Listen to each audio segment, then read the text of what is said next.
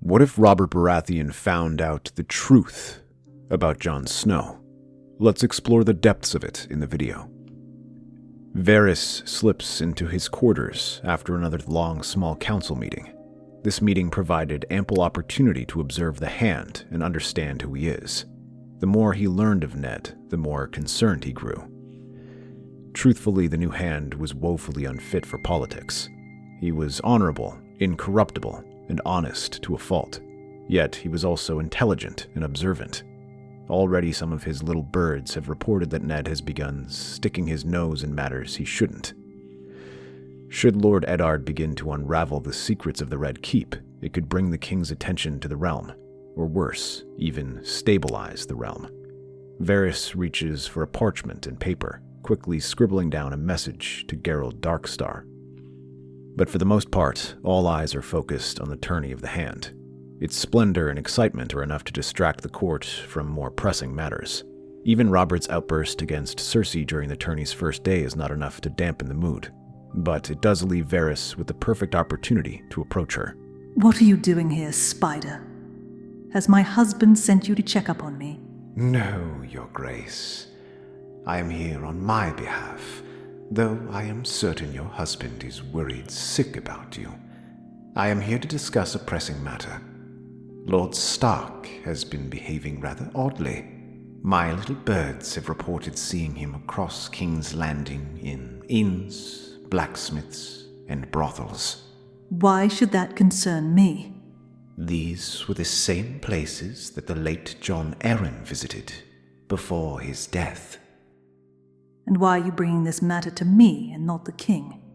Because the king is not the one ruling the Seven Kingdoms, and our new Hand's presence can complicate many people's plans. I thought bringing this news to you would be prudent, so you may prepare yourself for any secrets that may be revealed. I could have your head for that. Her guards approach, but Varys smiles and raises his hand. Peace, Your Grace. Some secrets are those best kept hidden. But are you prepared to silence this secret at the cost of Lord Stark? I fear that he will learn too much and upset our plans. But his position is far from secure, and I believe I can dislodge him with your support, of course. Do not play games with me, eunuch. I am not a woman to be trifled with. However, I will grant you my support for now. What would you have me do? Nothing much. Simply keep King Robert occupied and monitor Lord Eddard. And if possible, perhaps you may whisper into your husband's ear, though he might not believe everything now. Things will come together very soon. My husband has never been a focused man. Very well, but be quick about this, Spider. As it turns out, distracting Robert was even easier than expected, as soon after the king's tourney, something else grabbed his attention. The presence of Daenerys shocks Robert enough to attend a small council meeting where he orders her to be dealt with. Varys watches as Robert and Eddard turn against one another and listens carefully. But as that happens, his little birds report everything happening beyond. Ned has already visited several of Robert's bastards, and now gained a book regarding the marriages of various houses. He knows it will not be long, and receives word from Gerold Darkstar that he is on his way. Meanwhile, Cersei keeps up her half of the bargain by keeping Robert occupied with feasts and hunts. More importantly, she says how guards spot him leaving the Red Keep for brothels, and how he corresponds with other members of the small council in secret meetings. However, these are all brushed off by Robert, who laughs them off, even snidely saying if she wishes to turn him against Ned, she best try something a bit more clever than that. His confidence in Ned annoys Cersei to no end, but she forces herself to hold her tongue, remembering the words of Varys. But this situation turns from simple rumors to violence, as news spreads that Tyrion Lannister was kidnapped by Ned's wife, and in response, Jaime attacks him in the street. The ensuing battle leaves nearly a dozen men dead on the street and Ned's leg broken. This time, there is irrefutable proof of Ned's visit to the brothel, yet again, Robert doesn't seem to care. While he does order Ned to release Tyrion, he sternly orders the Lannisters to leave the Hand be, and he's allowed to visit whatever place he wishes. Far be it for a man like Robert to ever condemn another for enjoying the companies of whores. But as the king leaves Ned's chambers, he's visited by an unlikely person, Varys, who insists they speak immediately. Apologies, Your Grace, but this matter is urgent. All right, but be quick about it. Of course, Your Grace, but a matter of grave importance to the realm, and to you personally. Robert swirls his goblet, not meeting Varys' gaze. Every damn thing is a matter of grave importance these days. First my hand got into a street brawl with my wife's brother, and now you're dragging me into this. Varys escorts Robert to his room, where a young man is waiting for them. A Dornishman with pale hair, with a streak of white. A sword was strapped to his side as he swirled his mug in his hand. This, Your Grace, is Sir Gerold Dane, of High Hermitage. He claims to have witnessed something intriguing many years ago. Something involving your late betrothed, Lyanna Stark. Robert visibly tenses at the mention of Lyanna, but quickly hides it behind a scowl as he glares at both of them. This has been a long day, and that is not a name I like to hear lightly. Speak carefully. Your Grace, I once served alongside the great Sir Arthur Dane, Sword of the Morning. My house was sworn to his, so I have witnessed many things, even the less savory things. I was nearby the day Arthur spirited Lady Lyanna Stark to the Tower of Joy. I saw it myself, and when Eddard Stark arrived with 6 companions, there was bloodshed. The mighty Sword of the Morning fell, and Eddard Stark walked into the tower. He pauses and sees Robert's grief-stricken face as he realizes this was Lyanna's last moments. The Darkstar nods his head respectfully and allows him to compose himself before continuing. When Ned emerged, he was not alone. He carried a babe in his arms. A babe? Varys, what trickery is this? I only wish to uncover the truth. I do not claim to know the full story, but it seems curious, does it not? Lord Stark would return from the rebellion with an infant boy. Then where is the boy? Why has Ned never revealed this to me? It seems Lord Stark does not wish that this child be discovered. Perhaps he has kept his identity secret. He must fear your wrath and believe you would do it harm. And why not? Lyanna was taken, raped and murdered by that dragon-spawned bastard Rhaegar. No, Ned would never lie to me. Never. Perhaps not outright, Your Grace, but secrets. Even the Honorable Lord Stark is not immune to them. Perhaps he keeps this secret for reasons he believes is just. If he believes this child is his sister's, he would want to keep the babe safe, or even that it might unsettle the realm. No, this is madness. Ned has stood by me through everything. I've heard enough. Get out, both of you. Only for the safety of the realm, Your Grace. I simply advise caution. If this is true, some might still harbor sympathies for House Targaryen. The days after Darkstar's testimony are not kind to Robert Baratheon. Though he dismisses the tale of Lyanna's child as nonsense, the thought is never far from his mind, like a shadow, lurking in the corners. When he's alone, that shadow creeps into the forefront. It doesn't help that he now has his suspicions. Jon Snow, the bastard without a mother, or perhaps not truly a bastard. Robert did not think much of the boy when he first met him, but now more ideas begin creeping into his mind. He recalls how Jon looks more Stark than Tully. He thinks of Lyanna and her appearance, her wild hair, her deep gray eyes, and her long face.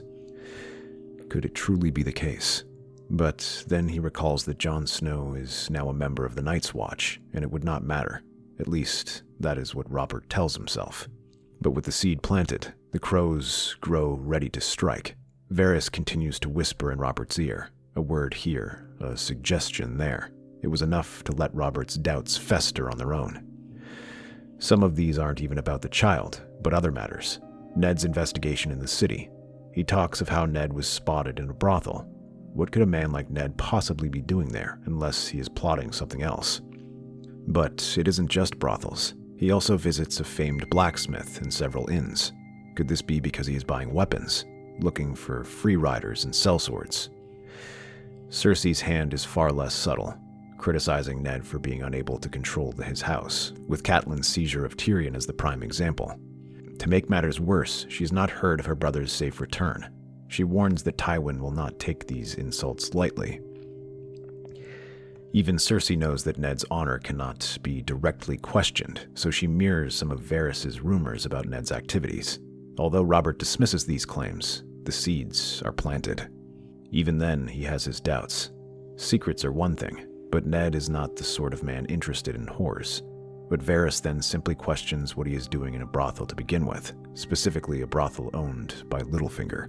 Robert finds himself staring out the window of his chambers, thinking of all of this. Ned's long absences. Normally, he could simply invite Ned to his chambers and they would speak over some Dornish red, but his hand has grown distant in the last few weeks since their fight over Daenerys. When they do talk, conversations are cold, terse, and short. The mention of Jon only dampens the mood further, as Ned tries to steer the topic onto something else and never provides a solid answer. For Robert, it becomes harder to dismiss the whispers as nonsense. He told himself Ned was not the kind of man to plot against his king, but the notion nagged at him. Why was Ned so secretive? Why did he hide Jon Snow's parentage, if not for some deeper reason? He begins to question what he knows about Ned. The strain began to show. At night, when the feasting hall grows quiet, Robert finds himself thinking of Lyanna. Could it truly be his boy, and if so, would he defend a bastard born of rape? Though he should be preparing for his hunt, the king cannot focus on that as rumors continue to brew. Finally, he can take it no longer, and Robert summons Ned to the small council chamber late in the evening. The room is dimly lit with only a few torches in the corner. Robert leans heavily on his seat, his face red with wine as he stares at Ned and orders him to sit. Sit, damn ya. We're going to settle this here and now. No more games. No more evasions. Tell me the truth about Jon Snow. Your Grace, Robert, I have told you everything. Do you take me for a fool? You've avoided my questions for weeks. I have Cersei breathing down my neck regarding her brother. I brought you here to help settle the crown's problems, but since you've gotten here, all I've had was trouble. Tell me now, or I'll make Jaime Lannister my hand. If I tell you, Robert, you must swear an oath to the old gods and the new. Swear that you will not harm the boy. The words hang in the air, and Robert's face darkens. He lurches to his feet and sweeps his arm across the table, sending the flagon and cups flying. Though Ned says it almost imploringly, it cuts through like an insult. An oath? You dare question my honor? After everything, after all these years, you would insult me like this? It is not your honor I question. It is the honor of this court, and your wrath. I swear to you, Jon, as an innocent. Swear to me that you will not lay a hand on him, and I will reveal everything. You protect him so fiercely I'd almost believe you were his father. But this bastard, this spawn of Rhaegar, what is he to you, Ned? Why would you defend the son of the man who raped Lyanna? You know nothing of what happened, Robert. Nothing of Lyanna. Nothing of Jon. You speak her name like a curse and spit on her memory with your ignorance. Careful, Stark. You forget who you're speaking to. I am your king. It is you who should watch your words and use your eyes. While you rage about bastards, perhaps you should look in your own house. What are you saying? There is much about your children that you do not know, Robert. Things that I believe Jon Arryn died trying to learn. I have come to believe that they are not your children. Enough with this blathering. The seed is strong, he said when he died. I was told. Yet take a look at your children and ask yourself, did they look like Baratheons? The silence that followed was deafening. Robert's knuckles whitened as he gripped the armrests of his chair. Get out. Get out of my sight. Ned rises and bows his head stiffly. Without another word, he turns and marches off. The argument left Robert seething, but he could not let himself deal with this now. He craves a distraction, so the next morning he announces that he will leave for a hunt, ordering Ned to oversee the capital in his absence. As he journeys into the Kingswood, Robert's mind continues to race. Although this was meant to clear his head, none of his doubts ever leave this. While he thinks of Lyanna, Rhaegar, and Jon Snow, he also thinks of his children. He sees Joffrey, Myrcella, and Tommen. For the first time, he truly looks at them and pictures them in his head. Each one more Lannister than Baratheon. Even Ned's fair children have hints of himself in them. But neither his sons nor daughter have his eyes, his features, or hair. For the first time, he truly begins to wonder whether Ned is truly trying to say something. However, those thoughts are interrupted by the sound of a boar. Growling, Robert holds up his spear and readies himself. Ned sits on the Iron Throne as he sees the gathered refugees at his feet. Their accounts follow the same pattern as others. Villages burned, supplies looted, and no banners flown, likely by intention. All of these attacks took place in the Riverlands, and the outlaws came from the west, Lannister men in disguise. The tension in the realm grows heavier by the day as Ned fears that this is only a prelude to a larger attack. He organizes an army from the Crownlands to prepare for the threat and reinforce the Riverlands if necessary. As he finishes giving these reports, news of Robert's return arrives. The throne room doors open and Robert arrives, somber and weathered, leaning heavily on a cane while Sir Barristan watches dutifully by his side. It is he who explains everything. He said that Robert was initially drunk when he faced off against the boar, but as he readied his spear, he looked as if something awoke in him. Robert's only orders are for Ned to take him to his chambers and for Sir Barristan to call for Renly. Once there in his chamber, Robert's face falls apart as he sinks into his chair.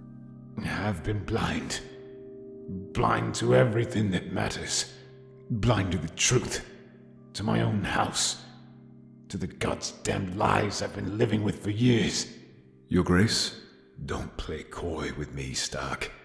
You're the only man who's never lied to me. And now I see it. My children. Your boy, Jon. I'll swear your damned oath. At that moment, Renly arrives, his eyes widening at the sight of Robert. His face falters, and he sits down, questioning what is happening. Robert simply orders him to sit and to bear witness to all that is happening. I must hear it. Damn you, Stark.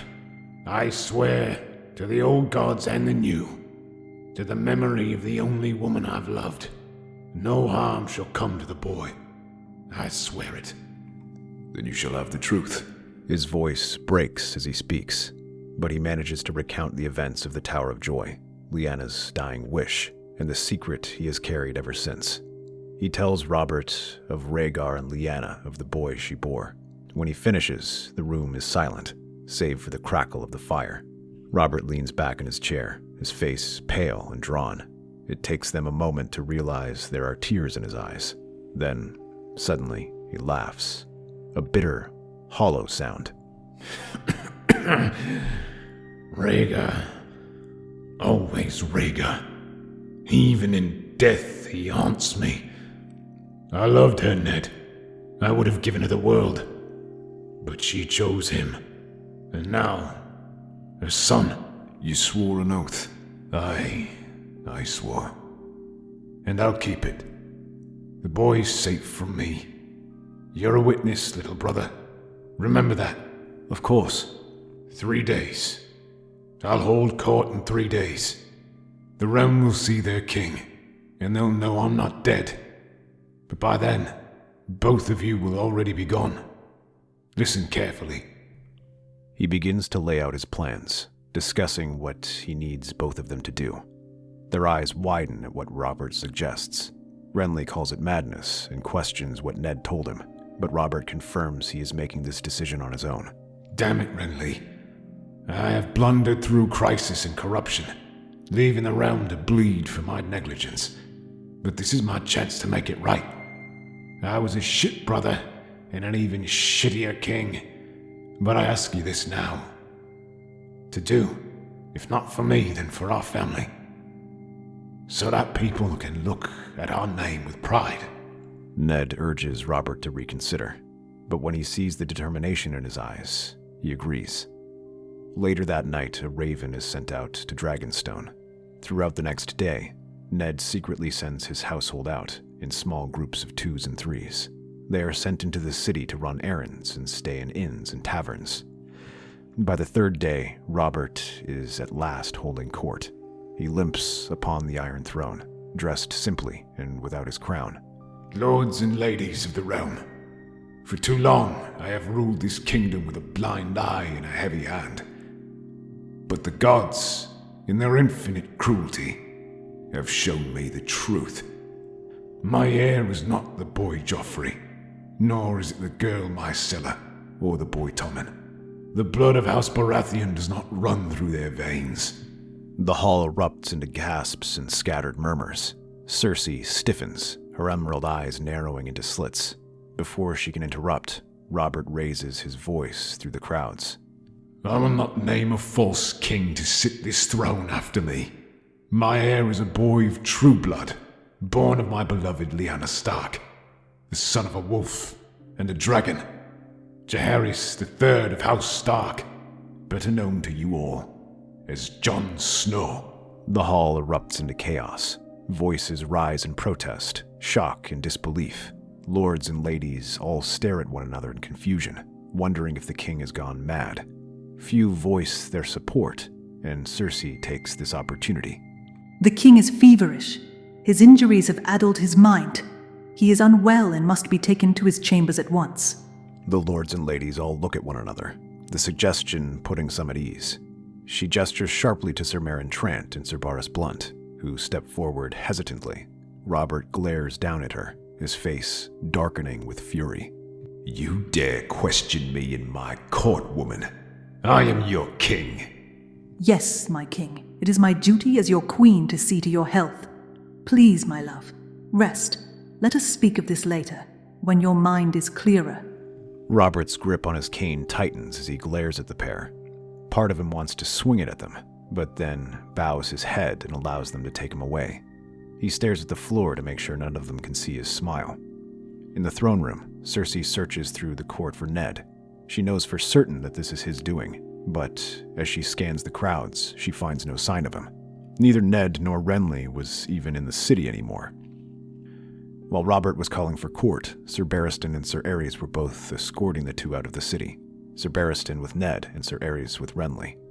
By now, the two are safely out of Cersei's reach, even as she orders a lockdown of the capital. But later that night, another figure slips through. Amidst the search for Ned, Sir Mandon Moore escorts Lord Royce and Sir Balon Swan out of the city, two figures who Robert deemed trustworthy. Even though Robert may not have been the best ruler, he knows his wife and knows how she would react to this news. She would focus on finding Ned, and she would let other things slip her mind. Renly rides hard to Storm's End, Lord Royce and Balon to the Crownland's army gathering in Duskendale, and the Starks to Winterfell. But as they see King's Landing fading behind them, Ned lands on Dragonstone to speak to Stannis. The Lord of Dragonstone awaits him in the Great Hall, his expression grim as ever. Beside him stands the Red Woman, Melisandre, her piercing gaze fixed on Ned. Did you receive Robert's letter? I did. He named his heir Jon Snow. A bastard. He is no bastard. He is my sister's son, the son of Rhaegar Targaryen and Lyanna Stark. You were right about Cersei and her children, Stannis. I owe you my survival for that fact.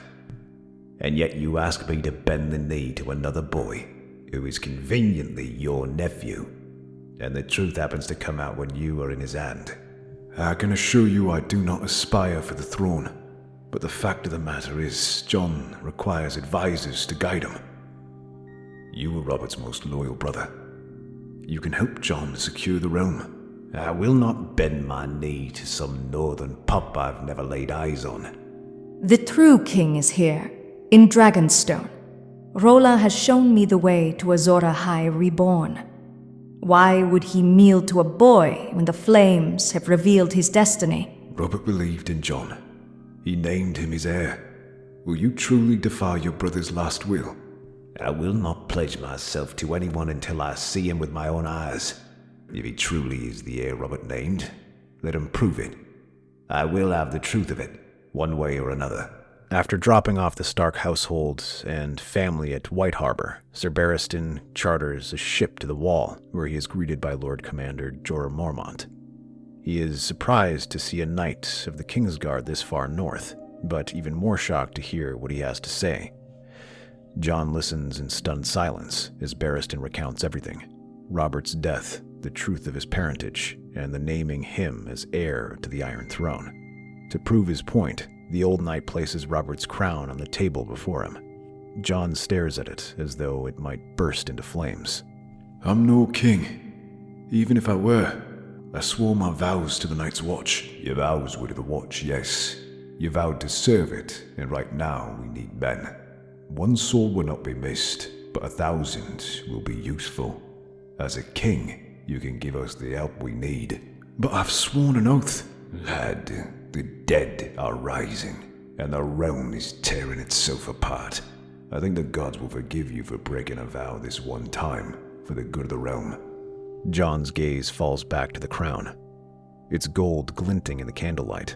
Slowly, reluctantly, he reaches out and lifts it, feeling the weight of it in his hands before placing it over his head.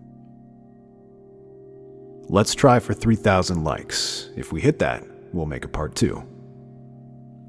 That's our theory. Westeros is a land filled with exciting stories and possibilities, and we love exploring them. If you want to accompany us on this journey across the 7 kingdoms and beyond, then please like, share, and subscribe to our channel.